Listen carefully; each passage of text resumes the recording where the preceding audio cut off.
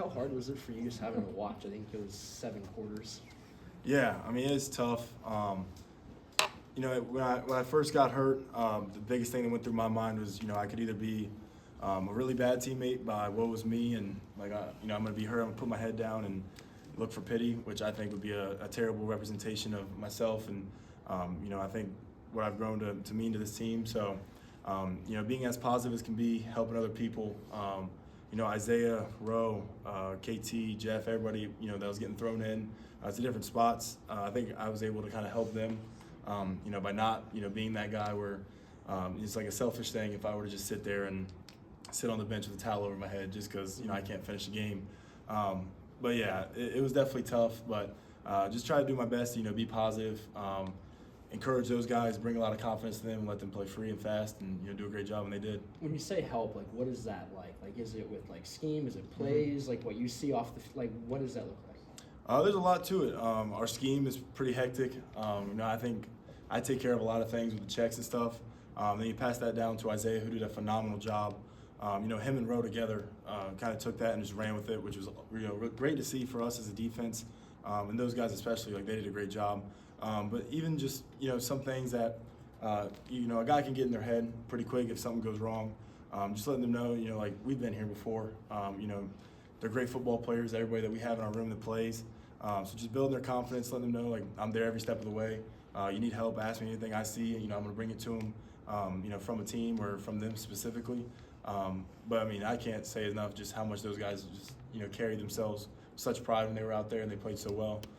So maybe they didn't need me as much, but they did a great job. What happened? Was it on the interception return? Was it a couple of plays after? Like what happened to with the injury? It was on a play after, just kind of got folded up. Had a little minor tweak of something. Headed in the Maryland game, I felt pretty good to go. Talked to Coach Sig and the trainers, and we decided just kind of wasn't worth the risk. I just don't think I was really ready to go in that moment. But everything's all good now, so we're turning upwards. What makes Elijah's taking a big step up? What's been the cause of that? What is he doing so much better now? Yeah, I think mentally he's gotten out of his own head and he's playing confident and he's playing fast. Rowe came in as a young guy, trying to digest an entire scheme that, for me, it took a whole year and a half to kind of get under, my wing. So seeing how fast that he's been able to do it, especially last year, and how much he was able to play and be productive. This year he's taken it and ran with it. He's playing confident, he's playing fast, and he's just very familiar with everything. I think he's getting comfortable in the scheme and his position now. Kurt said he was going to lean on you guys, you guys, when you guys got here, but you were going to set the standard. For you, did you have a plan when you came in? Is it just working hard? Is it speeches in the locker room? Is it what did that practically look like when you guys have to set a standard for guys that aren't familiar with Kurt Signetti when you guys get here? Yeah, honestly, it was a weird feeling at first. I didn't know if anybody was gonna have hard feelings with a coach bringing his own guys. So we got here. The first thing I wanted to do was get away from football. Get with people outside of the facility to let them know you're trying to build new relationships. You're not coming in as I'm a competitor. I'm going to take your spot, and we're just going to be work buddies or whatever. So I'm letting everybody know you're trying to build those relationships. You're there to help people. So it is kind of a thing where I think you got to check your ego at the door. You don't want anybody coming in and thinking this guy's here thinking I'm going to show you how to do it my way and all these things. So the coaches did a great job with it. I think the JMU guys did a good job. Leaving the ego at the door, being someone to kind of look to and lean on, not so much somebody that's I'm the teacher and, kind of doing, what coaches do instead. But I think the best thing that we did was just, getting together outside of football, building relationships, friendships that, I think at this point will last forever. But, instead of just being teammates, we took it off the field. We were able to kind of build bonds and relationships that way instead. And at what point did you feel like IU was your team? Was it before fall started that first year, or is it after spring, or at what point did you feel like I'm comfortable now? I don't have to walk on those eggshells or do anything like that? Yeah, I would say about halfway through our first spring here. I think a lot of guys were kind of looking for somebody that's kind of going to take the lead, be able to lead the defense especially. And I think we had a lot of new faces, transfers, and building the continuity was rough at first. But when we were able to kind of find common things together, see things the same way. I think that's when we took a big step. So pretty much halfway through spring, I think everybody kind of, gravitated towards, each other a little bit, and it was, kind of smooth sailing since then. When you It look is back- now. oh, Go Sorry, ahead. go ahead. We ain't over yet, but when you look back on this season, what do you think you're gonna believe was the secret sauce? Consistency and growth. I think I saw a quote from, I think it was Nick Saban today. It's not about, beating the opponent every single day. It's about being the best version of yourself and constantly growing. Because I think if you do that, you'll be undefeated in anything you do. So I just think that's going to be the biggest thing that I'll take away from this was I was never always preparing to, beat the opponent on a Saturday, even though I do put in a lot of hours for that. But from Monday through Friday, before getting to Saturday, how can I be the best version of myself in my preparation and the little things that I do specifically on and off the field? I think that's what's going to stand out to me the most, more than just X's and O's every Saturday.